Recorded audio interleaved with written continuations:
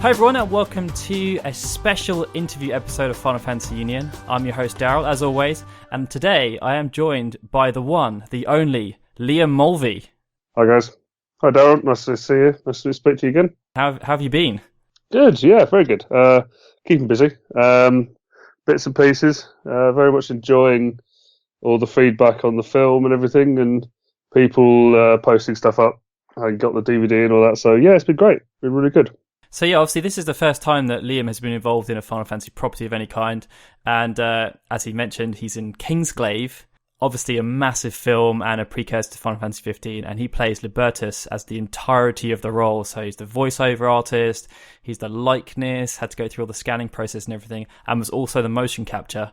But he also does motion capture for Claris, and it was involved with a couple of other characters, I think, so it's pretty full on.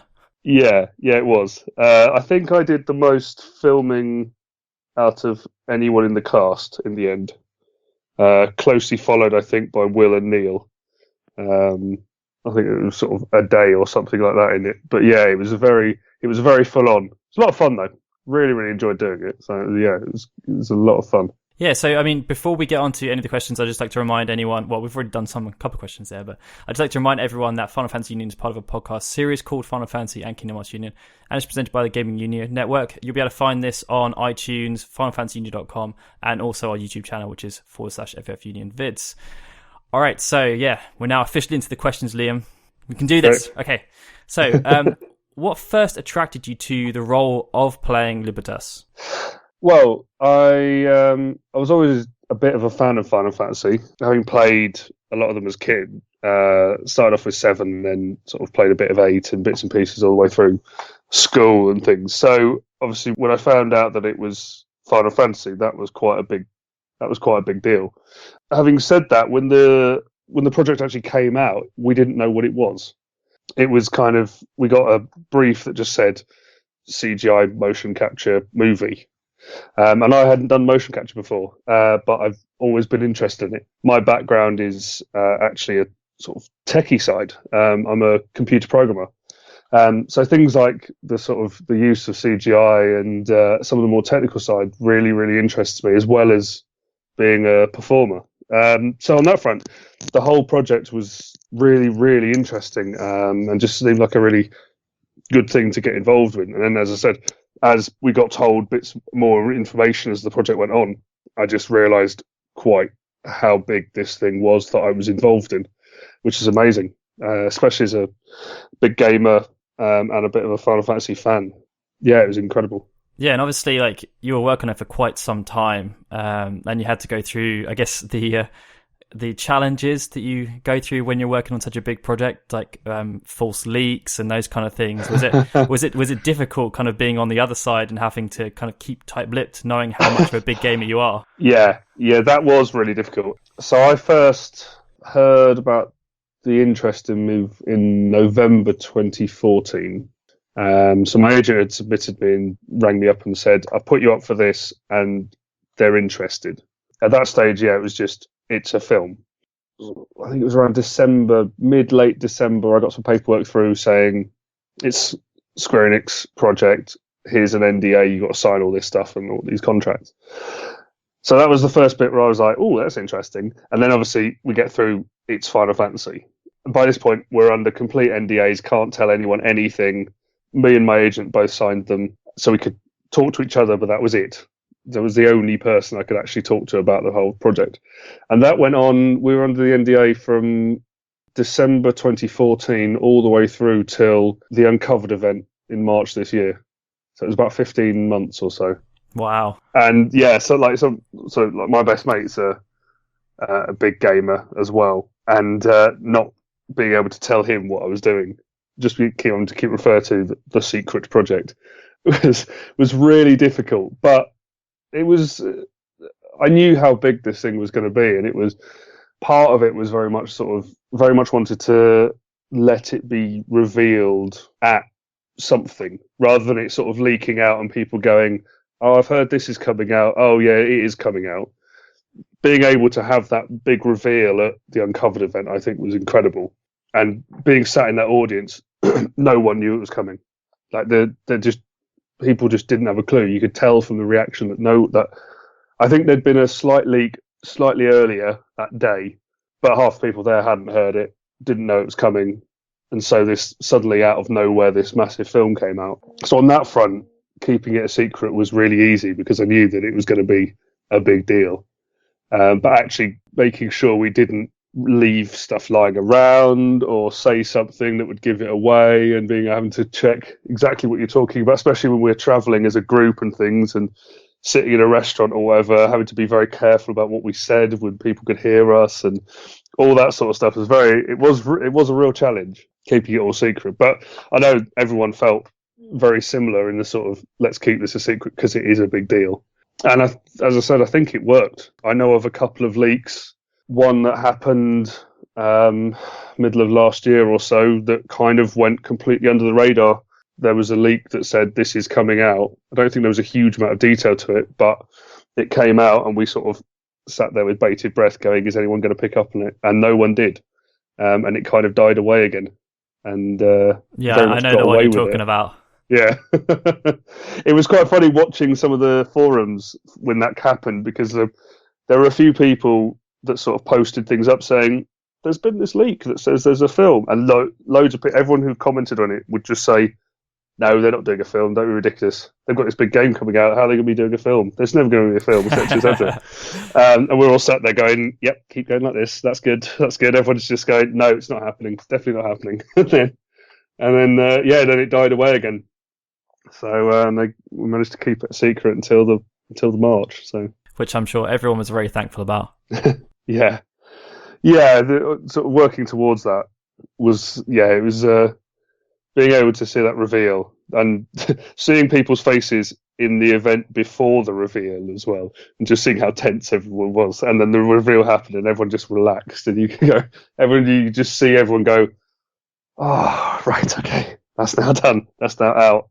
Good, we can tell people what we've been working on for the last, well, in some cases, 3 years. But I guess, like, for you, so you were one of the first people that was able to kind of talk about it because your character was one of the first revealed. But then some of the other cast had to just sit there in the sidelines still and wait until they had the go-ahead. Yeah, it was an interesting, because obviously there was the teaser trailer at the Uncovered event. So people like Nix, I think Nix was in it, Luna was in the trailer, Regis was in the trailer. So people like John and Neil could kind of refer to their characters and say, yes, you can see my character there, because that's, like in John's case, that's clearly my face. And then, luckily I was one of the early reveals. So I was able to sort of say, yes, look, that's me and that's what I look like in it. And it's I'm a big part of the film, etc. But then people like Will, who are playing lots of small parts, and people like Pelner, who only got revealed. I think Pelner only got revealed in sort of July or something. So he had a number of months without actually being able to say, I'm in it. I've worked on this, but I can't say what yet. So yeah, it was nice being able to sort of explicitly say, yeah, this is me and this is my character and this is what he looks like, and etc. I think if I'd had to wait as long as someone like Will did, I think it would have killed me. So, do you see much of Libertus in yourself? And if so, did that affect the way you portrayed him at all? Bits and pieces. I guess in some ways, like, there's some big... there are some similarities and there are some big differences. Like, obviously, Libertus is a very emotional, heart-on-the-sleeve kind of character, whereas I think I'm a bit more relaxed and laid back. I have been referred to as so relaxed and laid back, he's pretty much horizontal. So in some ways there's quite a bit of difference, but then in other ways, I think the sort of I like to think the sort of caring side of Libertus have in common, and he's quite friendly character. So there were bits and pieces. So it kind of does, and as with every character, you find the bits and pieces in there, even if you're playing the most horrendous villain of all time, you'll still find some similarities with yourself over certain little bits, and you can then kind of start the character from there, and then find the differences and add those on as well to give you this rounded character. So yeah, there are always bits and pieces there.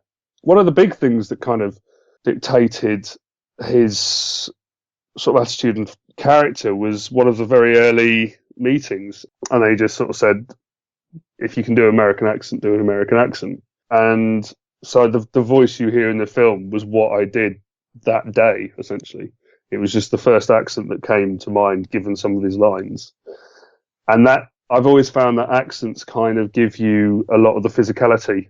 And you see it with people. You see it with people like who've got sort of the sort of Texan drawl. They kind of have that rolling effect in their personality and their movement as well. Yeah. Compared to like if you take the sort of archetypal British stiff upper lip, yeah. and they're very contained and it's all very held. So I think things like accents often dictate a lot of the physicality behind a character as well. So things like that, they were the sort of things that kind of let me do the sort of the broad stroke stuff of the character. Was done from that sort of thing. Okay, we've got a community question here from @levelRL, and it's a physical, visual question. Do you plan on having the same hairstyle as Libertus one day? I have to say, I'm not sure I can pull off the sort of mullet, cornrow thing that he's got going on. I don't think. I'm not sure I could pull it off in everyday life. I have to say, it is. It's an interesting hairstyle.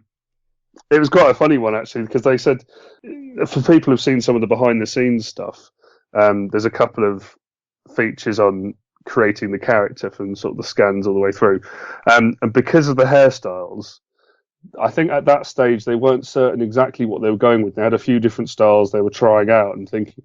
They actually got me to shave my head completely for the scanning, so I had a complete number one for the scan for them to be able to put on the different hairstyles and try things out. But no, I don't think I'll ever actually manage to do a proper Libertus hairdo. Did you get to see the different haircuts they were trying out? Because you could have just asked them to. Well, I'm thinking about getting this haircut in real life. Actually, can you just show me how it would look? Just try it out. Just put it on and see what. Yeah. Oh no, that doesn't work at all. Yeah, no. I think I got to see a couple of sketches, and they sort of. It was early days, and they were saying we were thinking about doing different hairstyles potentially for different regions, but they didn't. In the end, they went with the one hairstyle. But there were a couple of sketches that they had. I think that the hairstyle you see is the one that they kind of had landed on at that stage, but they were exploring some other avenues and ended up going with the original one. Yeah, there wasn't a huge amount of detail in the other ones they looked at in the end. So yeah. All right, so this next question is from @MCCN_princess, and they want to know a bit more about Libertus' backstory. So they're wondering if there's anything you could tell us about his story that didn't make the movie. Not a huge amount. Most of it is in the film or is alluded to vaguely. The big thing about Libertus's backstory with regards Nix and stuff, obviously they come from the same place. The thing that's not really is only slightly touched on is that they're essentially war-torn refugees. Both of them have lost all their family. It's touched on more with Nix, with the pictures of his mum and sister. But Libertus also lost his parents in the same fight. So they're both orphans in the city, essentially, and are brought in when their villages are decimated. That was kind of the main stuff we looked at to sort of give the friendship in that core trio, the Nix, Libertus, Crow trio. It was that sort of thing that we looked at, was their sort of background. Beyond that, there wasn't a huge amount of detail that we went into sort of on an official level. So I'm interested to see if anything comes in the future. I know there's been some clamour for people saying we'd like to know more about them, we want to know more of what they do, and let's have some more stuff for those three. So we'll see if anything becomes sort of a bit more official about it. But yeah, it was mainly sort of the stuff that happened in their village that led up to the events in Kingsglaive. That was the main stuff we sort of concentrated on. Okay. This next question is from Louis Sibthorpe, who wants to know, did you have a favourite scene in the film, and if so, why? Oh, favourite scene? There are a couple. Well, it's the one where you get your leg broken, That must have been fun. Is that what, yeah, that was yeah, just sort of lying there with nothing happening and just being like rolling around, and there's nothing actually there. But the fun one of the really fun ones was the cafe scene very early in the film when Nix is just coming off the guard duty on the gate. Yeah. And there's a bunch of the glaives sat around the table. That was a lot of fun. It was actually one of the first scenes we did right back at the start of filming. So this was sort of March, April last year. And most of us had never really met before. We'd met sort of a couple of days before, and we're just getting into this, and we're thrown straight in at this camaraderie scene. And that was a lot of fun. We had a lot of fun doing that scene. There's some great lines, and we did get to sort of mess around a lot with that line and fiddle around with the lines in that scene and change things and try different styles and techniques and different takes on the lines and see kind of what worked and with regards to the characters and what they'd envisioned. So that was I think that's one of my favourite scenes to film. It's interesting that they made you do that towards the start as opposed to the end. Do you think that they did that intentionally to kind of build the camaraderie up? Possibly. A lot of it. One of the nice things on this one, actually, which is quite unusual in filming, was that we actually filmed it pretty much, not exactly, but pretty much in chronological order. So we basically were getting the scripts through. This is the first part. This is the script's kind of broken up into 6 parts. So it was 3 acts, and then a part 1 and a part 2 for each act. And we kind of filmed it roughly in order. So we filmed all of Act 1, Part 1. And Act 1, Part 2 together, and then we filmed all of Act 2, and then all of Act 3. So in that way, it worked quite nicely because you do actually get that build through the script as it actually happens on screen. And yeah, I think I don't know if the idea of putting us into that scene straight off was a deliberate thing to try and sort of get us to know each other better, but it worked. It definitely worked because especially when you're chucked into a big scene like that, obviously if you're doing sort of two-handers and for a lot of the scenes, then you don't get to work with a lot of people. Whereas if you're all on set together, it very much builds up the relationships and a lot of the jokes and things, and just makes it all a bit easier. So yeah, it definitely helped us bond on set, definitely. All right, so this next question is from Red Makazawa on Twitter, and they wanted to know, what was it like meeting the developers at Square Enix in Japan, and was there a moment that you started to geek out, obviously, as you're a big fan? Well, my geek out moment happened very early on. I had a couple of them. So the first one was we did a one-day. It was kind of a test shoot. It wasn't. We were actually into filming at this point, and it was setting up, but it was testing out some of the tech to see if we could film with half the team actually still in Tokyo.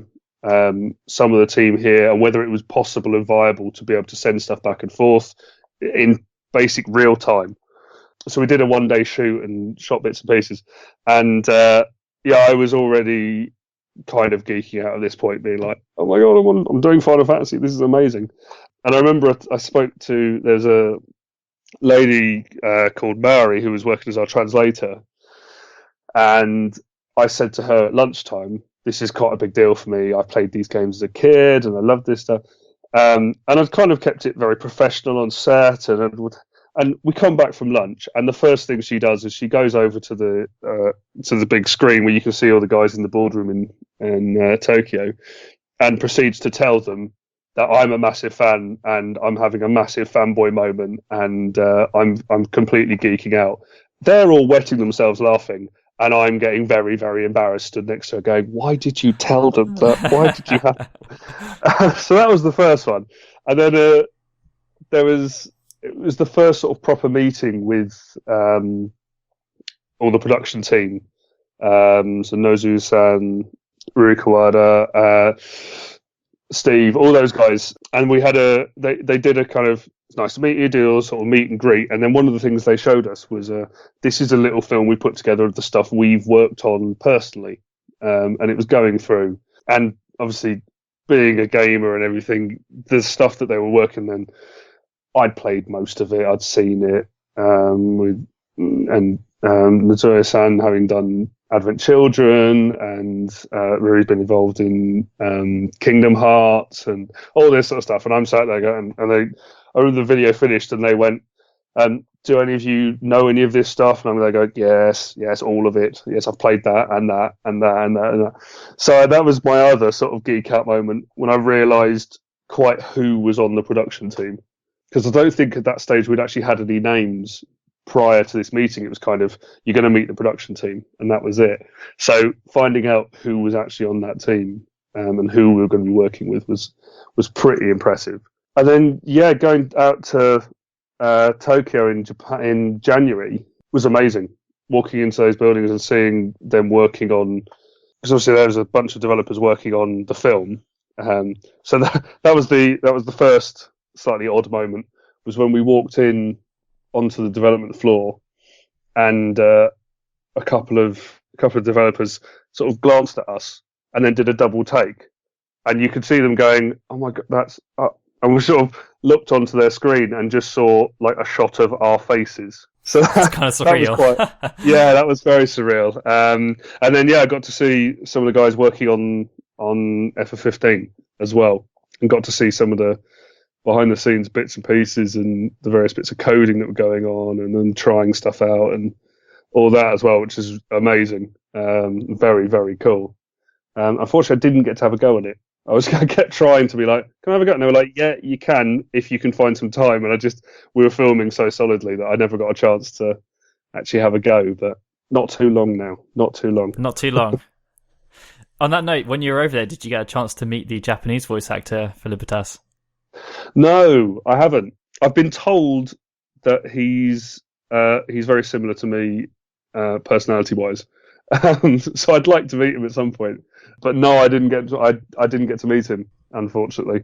It was it was a shame, but it was it was a slight sort of whistle-stop tour. We were there for 8 days, and we filmed for 5 of them. We got a couple of days off in the middle, which was really nice. It was actually a national holiday the weekend we were there, so we did get a couple of days to sort of do our own thing. But apart from that, it was very, very sort of full on. It was great fun, but very full on. Long days. So, what's the response been like? Kind of where have you been after the film's been released to both the film and also your character? To be fair, most of the fan response has been great. Most people seemed to have really enjoyed the film, really loved it. I've got to do bits and pieces. Obviously, I was at the event with you guys a few weeks ago. I got to do Comic-Con and sort of talk to some of the fans before the film had come out, and it's sort of bits and pieces, and a lot of it's been social media as well. People messaging me on social media and saying, "Love the film, really like your character," and just kind of chatting to people about bits and pieces and them asking questions and all that sort of stuff. It's been really good fun. I've really enjoyed all of it, and the whole interacting with fans is great. I love it, because to be honest, without you guys, we wouldn't have a job. You're the really important ones. It's the fans who are the ones who matter, because without you guys, this wouldn't be a 25-year-old franchise. There wouldn't be this movie. There wouldn't be these games coming out. So without the fans, we're kind of irrelevant. So I really enjoy all the interaction with the various people through either meeting them personally or social media, etc., etc. Next up, we actually have a question from one of your biggest fans, Lisa Payne, who wants to know, would you like to see an animated movie or a game or anything like that based around the events of Enix, Libertus and Co.? Maybe like a pre-Kingsglaive thing? Yeah, that would be great. I know this is something that a few people have talked about. I think there could be a nice, whether it's a sort of anime style like Brotherhood, or whether it's a game or some sort of Final Fantasy 15 DLC or whatever. Yeah, I'd love to see that. I think there's some, obviously, right, spoiler alert, but obviously with Crow's outcome in the movie, it's very diplomatically put. I think her story could be expanded a lot, and the sort of the things that Libertus talks about with how they met Crow and things like that, I think really could be expanded and potentially could be a really cool bit of story, and the sort of slightly extended universe stuff. I think could be really, really good. So yeah, I'd love to see that. I mean, see some more stuff. I don't know if they've necessarily been surprised, but I guess surprise is the word that I would probably use actually in terms of. I don't know if they anticipated this level of fandom around the Kingsglaive characters, because like Nyx, obviously, I mean they got Aaron Paul to voice him and Regis, but the other guys like Libertus, Crow, Pelner, like those guys have started to build up dedicated followings. Yeah, it's been amazing. Like, because for me, obviously, Libertus is in a lot of the film, but yeah, it's the sort of smaller characters, people like Pelner, who've got real diehard fans out there. It's great to see. It's great to see that something so contained can have that sort of effect on people. And yeah, I think it'd be great to see kind of some stuff on the Glaive in their previous, because obviously the Glaive they've been fighting against Niflheim for probably years at this stage, as they've gradually been driven back into Insomnia and the villages have been destroyed and etc. I think it'd be great to see some more of that stuff and more of kind of how it descended into the stage at which Insomnia is literally the last bit standing. I think that could be really, really interesting. And obviously then you would get more stuff on some of these guys like Pelner and Crow. Agreed. I think it's definitely something they should consider. Yeah. All right, so this next question is from Kirsty Nash, who apparently passed you the other day at King's Cross train station. And she wants to know that if you're out and about, do you actually get recognised now? And if so, kind of how do you react to that? I don't generally. I've spoken to a couple of people who it's kind of come up in conversation and they've then gone, "Oh, hold on, you're in it, aren't you?" And I've gone, "Yeah, I am," but it's not. I've not really had anyone approach me as such. I don't know how I'd react. Well, I do. I like it'd be a good thing, but I'd probably be slightly embarrassed being approached by someone. But it'd be lovely. Like, yeah, if people see me and want to say hi, do come and say hi. As I said, I really enjoy interacting with all the fans out there. So yeah, if people do see me, come give me a shout, definitely. Yeah, it'd be an interesting one.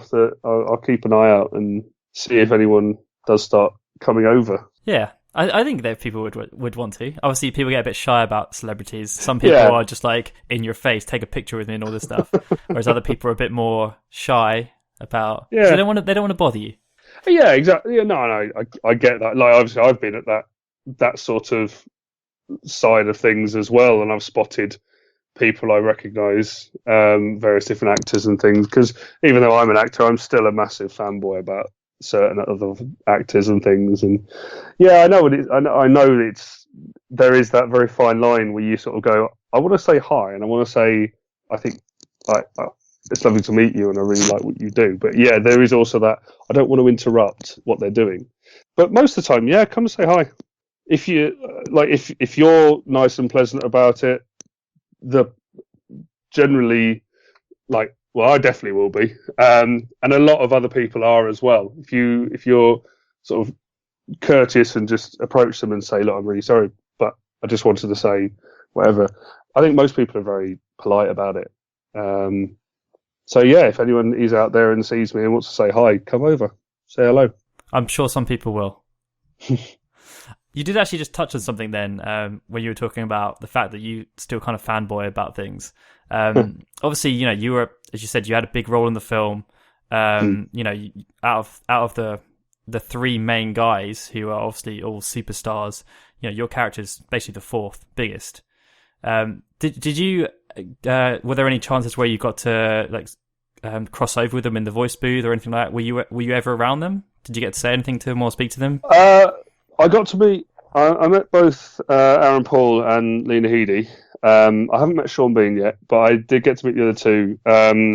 Both actually at the voice at the voice studios, the recording studios. Lena, I sort of saw her very briefly after she'd been working all morning and then was going straight from that into an interview. I think it was one of the behind the scenes interviews that afternoon. So it was a very sort of fleeting, hello, nice to meet you, sounds great, etc. Aaron Paul got to talk to her a little bit more, got to chat to him a little bit before before he went in and started his session. Really lovely guy. Actually, they both are. He's a really, really lovely guy, really genuine. There's a little story I always tell, where basically I was leaving. Well, it was when I was in LA, and I was getting the flight back that day, and I was sat listening to him record some of the dialogue for Enix, and there was a lull in the recording, so I sort of went, right, okay, I'm going to go now. Taxi's going to be here in about 20 minutes. So I'll leave now while it's quiet before you start recording more stuff and I get in the way, etc. So I was saying goodbye, and he called out over the microphone, "Oh, you going? Nice to meet you," etc. So we said all the goodbyes, was leaving, and I'm outside, and I was talking to one of the production team, and we were just chatting away, and she just turns to me and goes, "He's coming out." I went, "What?" And she said, "He's coming out." And I turned around, and Aaron Paul's letting himself out of the recording studio to come and say goodbye properly and shake my hand, etc. And I was just like, "You didn't need to do that.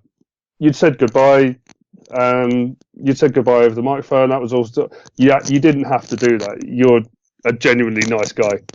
So yeah, it was great meeting him. A little bit starstruck as well. I may have asked for a picture with him. But yeah, no, it was great to meet both those two, and yeah, never got to meet Sean Bean, unfortunately, because he did his recording here, and I wasn't around at the time, unfortunately. I know John Campling was quite keen to meet him at some point, but I don't think he has so far. So hopefully in the future. The double Regis picture. Yeah, exactly. So this next question, I'm not too sure how much you'll be able to answer, okay. But we'll see where we go. So it's from at Fergeritz on Twitter, and they want to know, do you think we'll get to see some Libertas in Final Fantasy 15, as we believe he survived the invasion? Do you think maybe they'll visit his hometown? I actually don't know. I hope he does pop up in it, whether it's in some sort of flashback or what, or whether they do go to Galada or something like that. I don't know. But yeah, I actually do not know whether I'm in the game. They have been very coy about it, about details about the game completely. And equally, I've also said I'm going to play it, so don't tell me stuff. Because I know there was at one point there was a bit of a spoiler that got mentioned in passing, and I was kind of like, no, don't stop, don't say anything. I don't want to know. I don't. So it's kind of, well, I think we'll have to wait and see, really. And I'll see along with the rest of you guys. So, excluding Final Fantasy 15, of course, which has to be your favourite now. Of course. Even though you haven't played it yet, it has to be. Definitely, yeah. Which is your favourite game outside of that? It's 7. It was the first one I ever played, and it was unlike anything I'd ever played prior to it as well. I think a lot of people felt like that about 7 as well. It was such a it is a masterpiece. It was a game changer.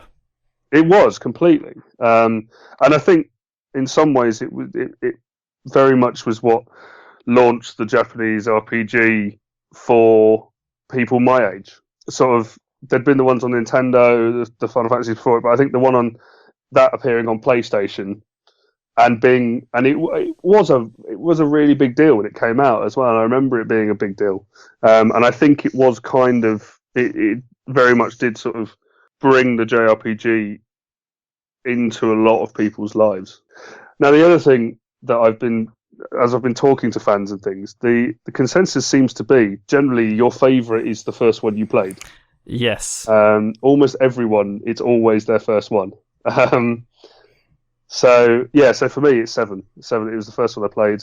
I'm really looking forward to the remake that's going on at the moment. Yeah. Really intrigued to see how it looks and how it plays, and obviously it's shifting from turn-based to more of an action RPG. So that'll be interesting. So I'm just looking forward to seeing what they do with it. And so this next, actually, that question was from Louise Sivthorpe. This next one is from @SoLoveless, and they want to know if you're going to be buying Final Fantasy 15. I think we already know the answer to that question. Yes. And yeah, they want to know if you're more excited for the film now, sorry, if you're more excited for the game now than you would have been if you weren't in the film. I guess I am. Yeah, I almost certainly would have bought it on release day, pre-ordered it, etc., etc. Anyway, because I do enjoy the Final Fantasy games, etc., etc. But yeah, I think I am more invested, definitely, because I spent the last year and a half working on it, and whilst the film script doesn't really cover what happens in the game, there were still bits and pieces that we had to know to be able to portray certain things in the film. And so working on those scripts and seeing what that was all happening and those characters coming through, and yeah, I definitely am more invested because of that. It's just it's kind of just confirmed that I am going to play it, kind of thing. But yeah, I'm definitely more invested having been in the film. Yeah, it definitely makes sense. I think, if you weren't, you'd be like, nah, now I've been in the film, I'm just not interested anymore. Yeah, I've seen it all now. It's fine, it's done. Yeah. No, I can't wait. I really can't wait. Unfortunately, I've worked out that the game is going to come out. I'm off to do. I'm actually doing pantomime up in Scotland this Christmas, and I actually leave London 2 days before it comes out. I think so many people have had it, because we're actually going to be back in America when it comes out as well. So like, so many people, because of the delay, are now either on holiday or they've got other plans, or they just didn't anticipate anything happening at that point. Yeah. So I don't know what I'm going to do. I can't work out if I can somehow manage to whack the PS4 into the luggage and get it sent up to me, or whether I am actually just going to have to go on a sort of social media lockdown for the entire month of December and then play it in January. So sorry guys, my throat's just not feeling too great today. Can the alternate cover me? Yeah. You don't need the beast today, do you? It's fine. Good. Right. All right, so the last question we've got for you today. I know you get on really well with the cast. Obviously you spent a lot of time together, and you've basically become a glaive outside of the glaive. Yeah. Are there any really funny stories that you can share that all of you kind of experienced? There has to have been something. There were bits and pieces. There's all sorts of bits and pieces. It was a lot of fun.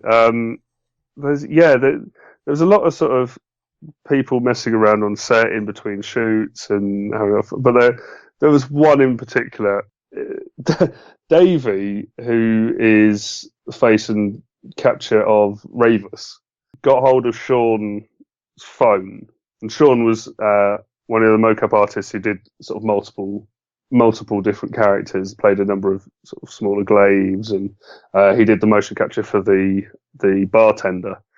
And he was on set doing bits and pieces, and Davey was sat up in the green room, got hold of his phone, and worked out that if you started up Siri, you could bypass the iPhone lock and start doing things to the phone. So he bypassed Siri and got onto Sean's Facebook and just started posting stuff all over Sean's Facebook, including the final message, which said something like, "Thank you, Siri, for letting me, Davey, hack into Sean's Facebook and write all this stuff. Love, Davey." And Sean came back and had all these messages on his phone from people being like, "Gutted. Ha, never mind, mate." And he was absolutely furious. We were all just dying with laughter. So there was lots of that sort of stuff going on. It was, as you say, we were very close. It's good to say we all kept in touch and tried to sort of catch up from time to time. So yeah, it was a great fun. It was a really, really good experience. Had a lot of fun doing it. All right, well, thanks so much for taking the time to speak to us, Liam. No, thanks. The pleasure's all mine. If you guys enjoyed listening to this interview, please let us know in the comments, and be sure to subscribe either on iTunes or YouTube, and we'll see you next time. Thanks a lot again, Liam. Cheers out. Bye.